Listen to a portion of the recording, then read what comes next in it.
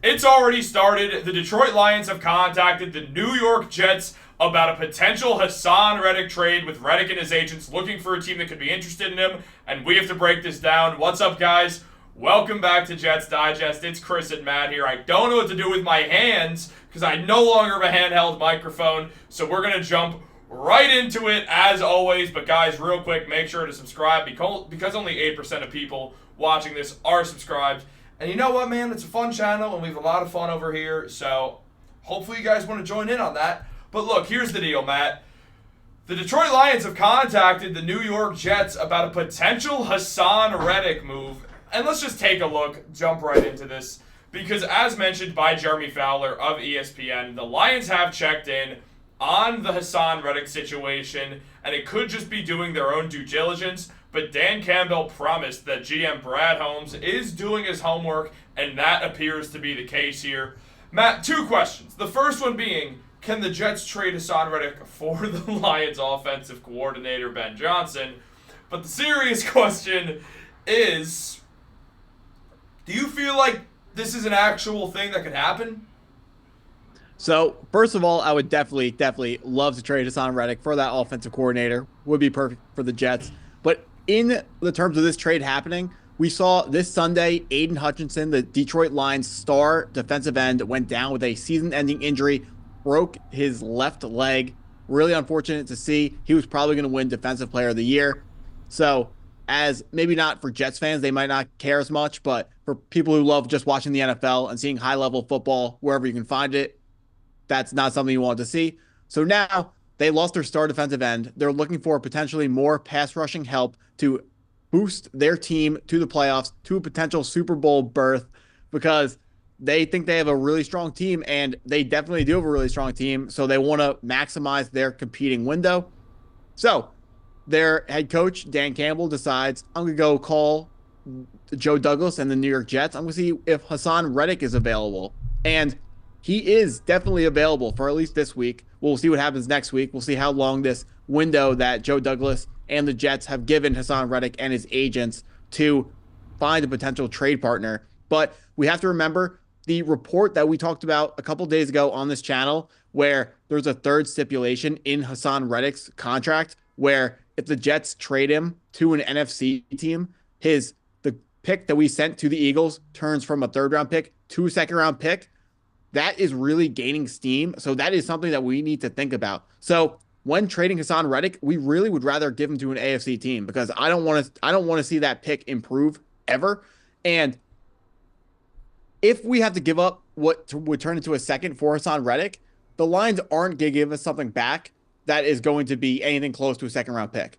So if we were to trade him to the Detroit Lions, even if they gave us their second round pick, then we gave our second round pick to the Eagles, it's still a net loss for the Jets in the long run, because you would think the Jets are going to finish not as well as the Lions. So their pick would be earlier. So the Jets would lose that in the long run. But if they trade to an AFC team, they don't get hurt as badly. And an idea for Joe Douglas might be he just wants to wash his hands clean of Haason Reddick and just get whatever they can get back for him. But I'm really hoping to see him get traded to an AFC team instead of an NFC team, because it looks like those reports are potentially true. Yeah, and I mean, I think looking at the Haason Reddick deal, obviously the fact that the Lions are in the NFC is a huge, huge bummer, considering, yeah, as you mentioned, there's that stipulation. Very strange stipulation. Like, I understand it. The Lions don't exactly want to play Haason Reddick often if they can avoid it, but definitely that happening will screw with the Jets. And Sports Illustrated essentially broke down multiple different teams that could trade for Haason Reddick, and unsurprisingly, the Lions were number one, as this came out after the Aiden Hutchinson injury, and that gives way for the Lions to potentially look for another pass rusher, considering they just lost arguably the best pass rusher in football this year for at least the rest of the season. Like, obviously that was a bad injury, and as discussed by Sports Illustrated, the Lions are going to be the first team brought up in Haason Reddick discussions this week, because they just lost their top edge rusher in Aiden Hutchinson. His name's not Adrian. who was leading the NFL with 7.5 sacks. He went down with a brutal leg injury against Dallas. He's done for the year. A few weeks earlier, Detroit lost its other starting edge in Marcus Davenport due to an injury. They're going to need someone else who can really provide some good pass rushing, and at the trade market, Haason Reddick is the best pass rusher available, and he's probably the best value trade for teams also, considering like the ceiling of it. Obviously, the floor is lower, but general manager Brad Holmes has kept the team's picks close to his chest, so they have the resources to send out a mid-round pick for Haason Reddick. Now, Matt, something to mention here is, yeah, like, if the Jets can trade for and get something back, if they trade Haason Reddick, that'd be great. But it feels unlikely they're going to be trading for another second-round pick from the Lions. It just doesn't feel realistic because, yes, the Lions desperately would need someone to come in there and help with the pass rush. But why would a team even give up a second-round pick for Haason Reddick? There's no reason right now. He's given teams no reason to make them believe that he's going to show up and play for them. Because right now it feels like Hassan's not going to show up and play for anyone unless he gets a contract extension.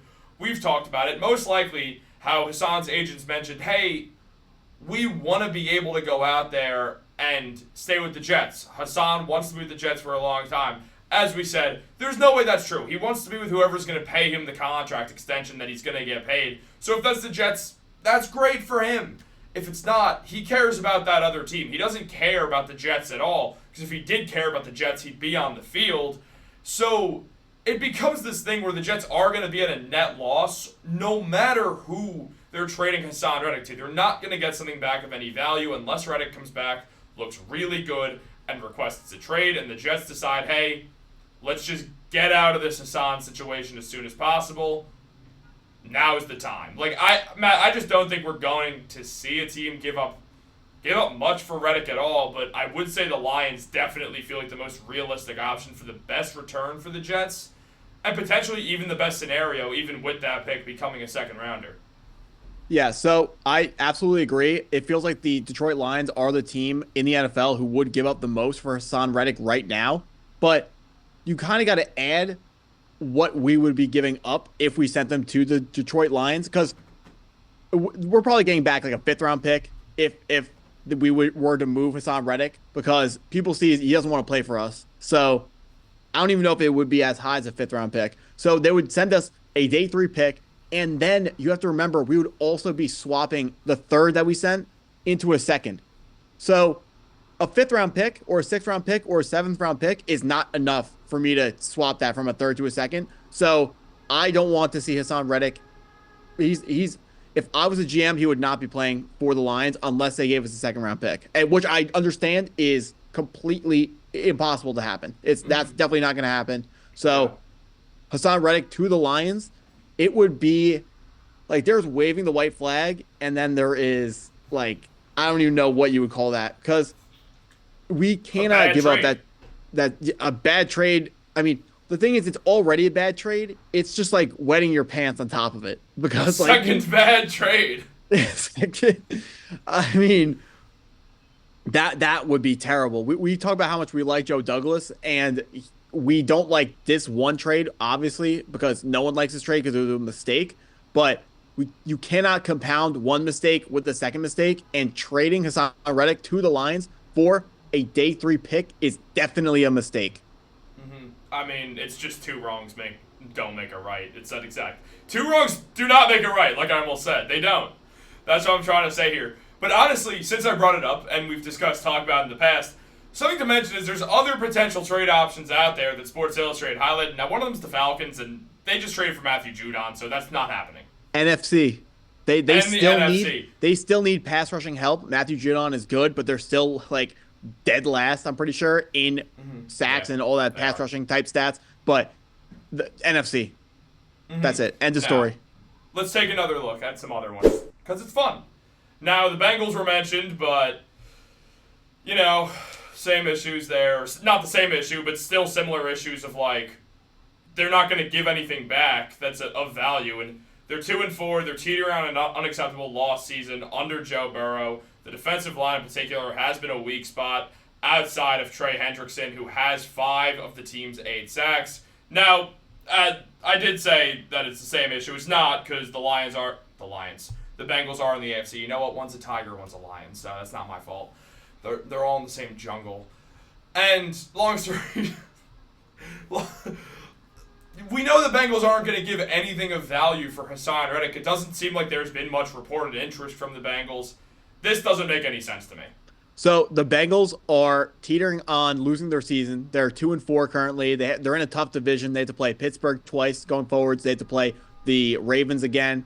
And they have Trey Hendrickson and Sam Hubbard, both of who are quality edge rushers. So even though their sack numbers are down, I can't imagine they're going to show a ton of interest in Haason Reddick unless they go on a 3-game winning streak here and Joe Burrow looks really good. Their defense is 3rd or 4th worst defense in the NFL right now, and Haason Reddick is not going to fix that for them.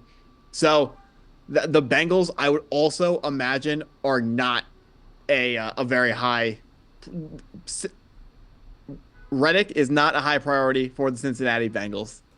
We're stumbling through this video a bit, but it's all right because we have one more team to discuss. Just because there are a ton of teams now, the Kansas City Chiefs. Let it just be said, they have a phenomenal defense, and as mentioned, the season has not suggested the Chiefs' defense is a problem. Chris Jones is one of the best defensive tackles in football. Their defensive coordinator has elevated play across the board. They're a great team, but despite a stout run defense with the 5th fewest yards allowed per game, the Chiefs still rank near the bottom of the league in sacks with only 9 throughout these 5 games, and they could use some help alongside George Karlaftis. I mean, the Chiefs feel like somewhat of a realistic option, in my opinion, on the sense of they're good, and they'll take any good players they can get to try to three-peat. Outside of that, it's hard to pick a team that really is interested in Haason Reddick at this point, is really the common denominator here. Yeah, so the number one problem is going to be someone who is interested in Haason Reddick, seeing how he is looking like a problem, and no doubt GMs are going to look at him and think, even if we do trade for you, what's the guarantee that you're going to play for our team? But I do think the Chiefs are the far and away biggest favorite, most likely spot from the land because, like you said, they are a really good team, so they have that done. They're in the AFC, so our number 3 pick wouldn't turn into a number 2 pick. So that's a check for the Jets. So this is a trade where Joe Douglas can cut his losses, take a 6th or a 5th round pick back, cut his losses, and the Jets can maybe move forwards with extra cap space. Maybe they pick up a different free agent come the trade deadline.